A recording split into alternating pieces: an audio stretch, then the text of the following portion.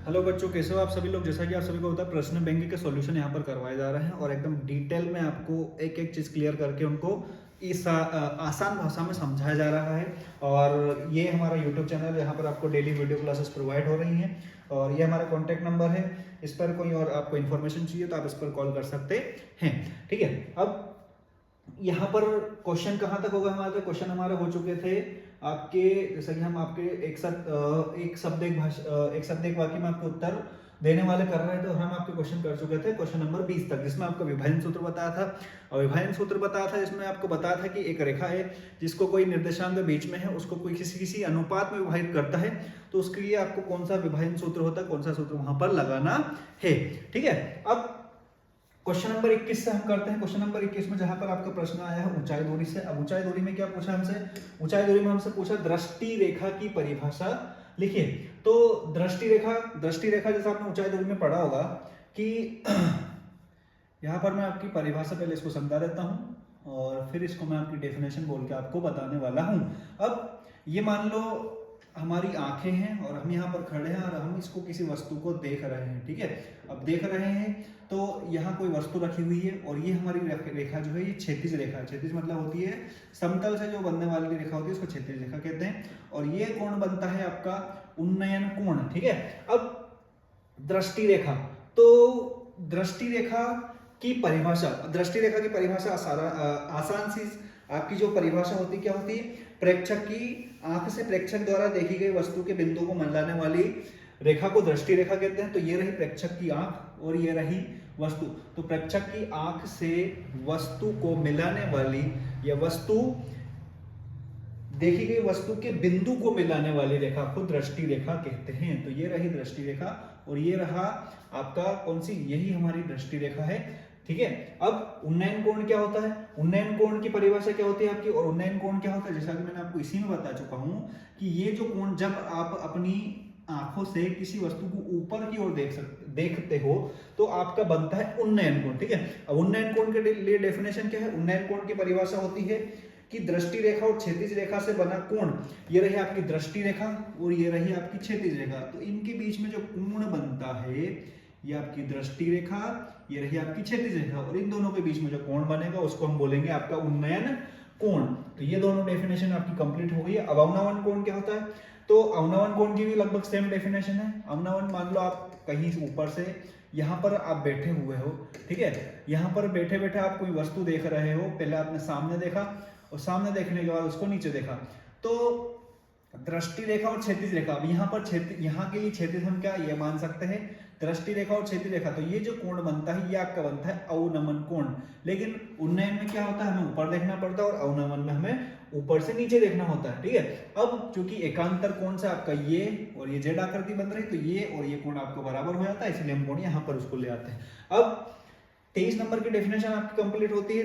आपका कौन सा 24 नंबर क्वेश्चन में पूछा हुआ है कि गणितज्ञों का राजकुमार किसे कहा जाता है। अब ये आपका क्वेश्चन इतना डीपली पूछा हुआ है, लेकिन इस टाइप के क्वेश्चन भी आपके बनने वाले हैं जिनको आपको यहाँ पर कंप्लीट कराया जा रहा है।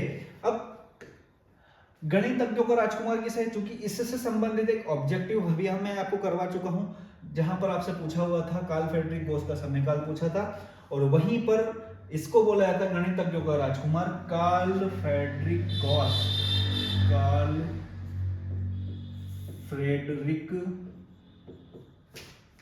गॉस। ठीक है, आप चाहें तो इसको नोट कर सकते हैं क्योंकि ये क्वेश्चन एक थ्योरेटिकल क्वेश्चन है और यहां से आपको पूछा जा सकता है। अब क्षैतिज रेखा किसे कहते हैं, क्षैतिज रेखा के लिए आपकी अच्छी सी सुंदर सी डेफिनेशन क्या होती है कि क्षैतिज रेखा कहाँ होती है, क्षैतिज रेखा वह रेखा जो एक्स अक्ष के समांतर होती है, क्षैतिज के या क्षितिज में बनी रेखा को क्षैतिज रेखा कहते हैं। और जो आपका ये होता है ये आपका एक्स अक्ष होता है और इसी के समांतर जो रेखा चलती है वही हमारी कैसी कहलाती है, क्षैतिज रेखा कहलाती है। तो यहां से भी डेफिनेशन आप किसी कंप्लीट कर लेंगे। ठीक है, फिर बढ़ते हैं अपने अगले क्वेश्चन पे। अगला क्वेश्चन क्या है, एक वृत्त की कितनी स्पर्श रेखाएं हो सकती है। अब वृत्त चूंकि मैंने आपको बता चुका हूं, एक ये आपका वृत्त है, इसका केंद्र आपका O है, इस पर स्पर्श रेखा है, जो रेखा इसको स्पर्श करके जाती है उसको हम बोलेंगे स्पर्श रेखा। ठीक है, ये भी हमारी स्पर्श रेखा हुई, ये भी स्पर्श रेखा हुई, ये भी स्पर्श रेखा, ये भी स्पर्श रेखा, ये भी इसकी स्पर्श रेखा, ये भी आपकी स्पर्श रेखा और ये भी इसकी स्पर्श रेखा। अब स्पर्श रेखा की कोई गिनती यहाँ पर नहीं है, हम इस पर स्पर्श रेखा कितनी खींच सकते हैं, कितनी ही स्पर्श रेखा इस पे खींची जा सकती है। तो हम यहाँ पर लिख देंगे अनंत, ठीक है, अनंत हम यहाँ पर लिख देंगे जो इसकी स्पर्श रेखा होने वाली। प्रत्यक्ष विधि से माध्य निकालने का सूत्र, चूंकि आपकी आखिरी का जो चैप्टर है आपका सांख्यिकी, सांख्यिकी में आपका बहुत डिटेल में माध्य माध्य का बहुलक आपका वहां पर दिया हुआ है। वहां यहाँ पर आपसे डायरेक्ट सूत्र पूछा कि प्रत्यक्ष विधि से माध्य निकालने का सूत्र। तो प्रत्यक्ष विधि से माध्य निकालने का जो सूत्र आपका होता है, माध्य को हम लिखते हैं बार एक्स, ठीक है, इज इक्वल टू, इसको हम लिखते हैं फॉर्मूला को सिग्मा, ये आपका सिग्मा होता है जो योग को दर्शाता है, sigma F I X I बटे आपका होता है सिग्मा एफ आई, ठीक है। इससे हम इसका माध्य निकाल सकते हैं, कौन सी विधि से, प्रत्यक्ष विधि से इसका माध्य हम निकाल सकते हैं। कहा क्या लिखा हमने फॉर्मूला लिखा बार एक्स बराबर sigma F I X I बटे सिग्मा एफ आई। अब अगला क्वेश्चन हमसे पूछा गया, अगला क्वेश्चन है कि कल्पित माध्य विधि से माध्य निकालने का सूत्र निकालिए। कल्पित माध्य विधि कौन सी होती है, चलिए लिखते हैं कल्पित, कहां लिखा है ये अपना कल्पित माध्य विधि, ठीक है। अब कल्पित माध्य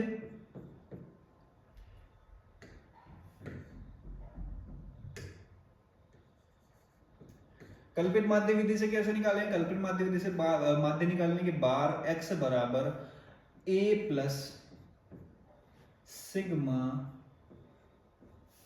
एफ आई एक्स आई बटे सिग्मा, अच्छा x की जगह पर हम यहाँ पर d लिखते हैं क्योंकि इसमें डेविएशन यूज होती है या विचलन यूज होता है, ठीक है। तो sigma F I D I बटे सिग्मा एफ आई, जहां पर फ्रीक्वेंसी है उसकी आवृत्ति से आप उसमें भाग दे देते हैं। फिर कौन सा क्वेश्चन है आपका, क्वेश्चन नंबर है 27, प्रत्यक्ष विधि से, अच्छा ये कर लिए कल्पित माध्य। पद विचलन विधि, पद विचलन विधि से कौन सा निकालते हैं, हम यहाँ पर लिखते हैं इसका पद विचलन विधि, ठीक है। अब पद विचलन विधि से क्या निकालते हैं अपन, बार एक्स या माध्य निकालते हैं। बार एक्स बराबर क्या है आपका फॉर्मूला, आपका फॉर्मूला होता है a plus sigma F I U I बटे सिग्मा एफ आई, इसको आप ब्रैकेट में बंद कर दिए, मल्टीप्लाई में h होता है उनका वर्ग अंतराल। वर्ग अंतराल का मतलब होता है उनमें कितने कितने का आपका डिफरेंस दे रखा है। तो यहाँ पर आपके प्रत्यक्ष विधि, कल्पित माध्य विधि और पद विचलन विधि से आप इसका माध्य निकालने के आपके सारे सूत्र यहाँ पर तीनों के दोनों हो चुके हैं। अब आता है हमारा बहुलक ज्ञात करने का सूत्र, इसको आप नोट कर लें। बहुलक क्या होता है, अवर्गीकृत यदि आंकड़े दिए हों तो बहुलक जो बहुत बार या जिसकी आवृत्ति ज्यादा हो वो हमारा बहुलक कहलाता है। और यदि वर्गीकृत आंकड़े दिए हो तो वर्गीकृत आंकड़े में बहुलक z बराबर l plus 2f1 minus f0 minus f2 बटे एक सेकेंड, आपका बहुलक निकालने का सूत्र होता है, यहां पर हम लिखते हैं f1 माइनस f0 बटे 2f1 minus f0 minus f2, ठीक है। और मल्टीप्लाई में आता है आपका h, ठीक है। l का मतलब क्या होता है, इनका इसकी वर्ग बहुलक का मतलब l का मतलब होता है आपका L बहुलक वर्ग की निम्न सीमा, ठीक है। L का मतलब क्या होता है, बहुलक वर्ग की निम्न सीमा। F का मतलब होता है बहुलक वर्ग की आवृत्ति। F0 का मतलब होता है बहुलक वर्ग के पहले की आवृत्ति।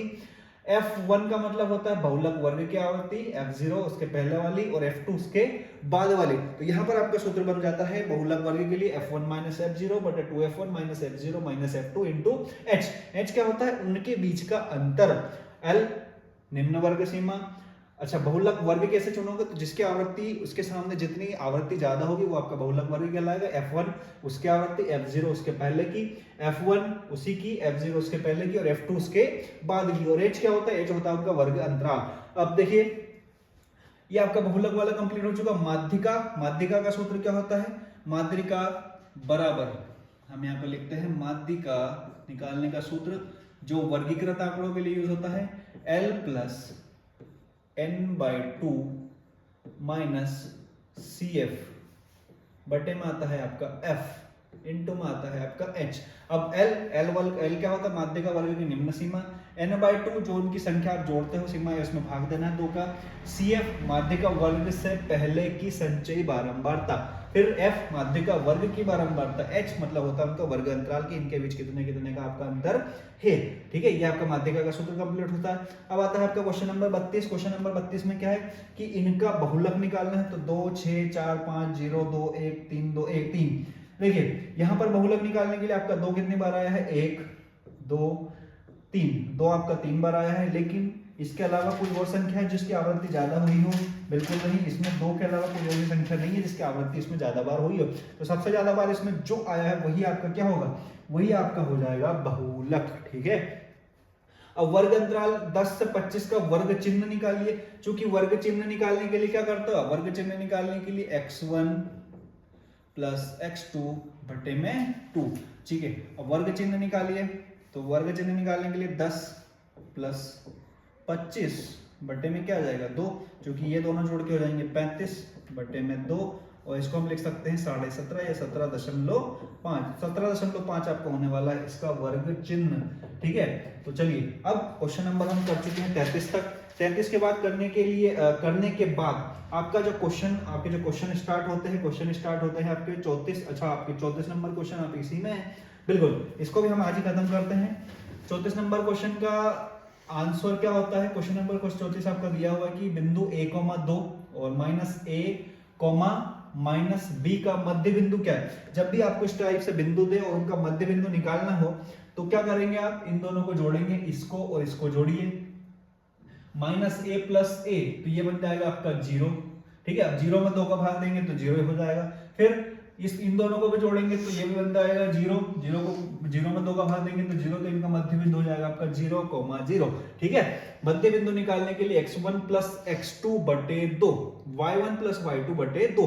फिर समांतर श्रेणी आपकी दे रखी है -3 -2 -1 और 0 का सार्वंतर।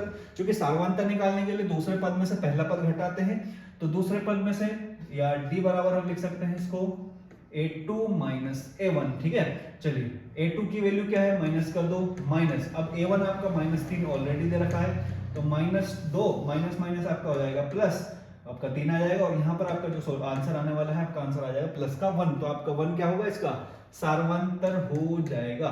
फिर देखिए 1 + 2 + 3 प्लस n पदों का योगफल होगा। अब इनका योगफल निकालना है तो योग निकालने का सूत्र क्या होता है आपका? योग निकालने का सूत्र होता है आपका Sn बराबर n/2 2a plus n-1 into में d। जहां पर आपको कैसे करना है? जहां पर आपको करना है कि इनके पहले पदों की संख्या निकालनी होगी या n पदों का योगफल कैसे निकालोगे? आप इसका ये वाला सूत्र इसमें यूज कर सकते हो। फिर 37 है, an बराबर दिया 3 + 4n हो तो a2 माइनस a1 का मान क्या होगा? an आपका nवा पद दे दिया है 3 + 4n। अब an बराबर क्या होता है आपका? an दे रखा है हमारा 3 + 4n। ठीक है, a2 जो कि दूसरा पद है तो यहां पर आप n की वैल्यू पुट कर करके इसको निकाल सकते हो। a2 माइनस a1 आपका निकल जाएगा। ठीक है, क्योंकि a2 का निकालना है तो a2 बराबर 3 + 4 गुणा 2 रखिएगा आप, तो 3 + 4 दूनी 8 हो जाएगा। ये आपका निकल के आएगा 8 और 3 11। ठीक है, क्योंकि अब हमें a1 निकालना तो a1 के लिए आप यहाँ पर a1 बराबर 1 रखिए, तो 3 + 4 गुणा 1, तो 3 और 4 कितना हो जाएगा? 7 हो जाएगा। अब हमसे पूछा कि a2 माइनस a1, तो a2 की वैल्यू क्या निकल के आपके 11, a1 की वैल्यू है 7, तो 11 - 7 क्या बना आपका? 11 - 7 करोगे तो आपका 4, तो इसका उत्तर होने वाला है आपका 4। चलिए अब प्रश्न क्रमांक 6 से हम अगली क्लास में कंटिन्यू करेंगे। यहाँ पर आपके सत्य असत्य खाली स्थान और एक शब्द एक वाक्य में उत्तर, सही जोड़ियां सभी कंप्लीट हो चुके हैं। इसके बाद हम क्वेश्चन स्टार्ट करने वाले हैं। तो इस सीरीज को कंटिन्यू बिल्कुल रखा जाएगा और पूरी प्रश्न बैंकिंग का आपका सॉल्यूशन करवाए जाएंगे। मिलते हैं अगली क्लास में। जय हिंद।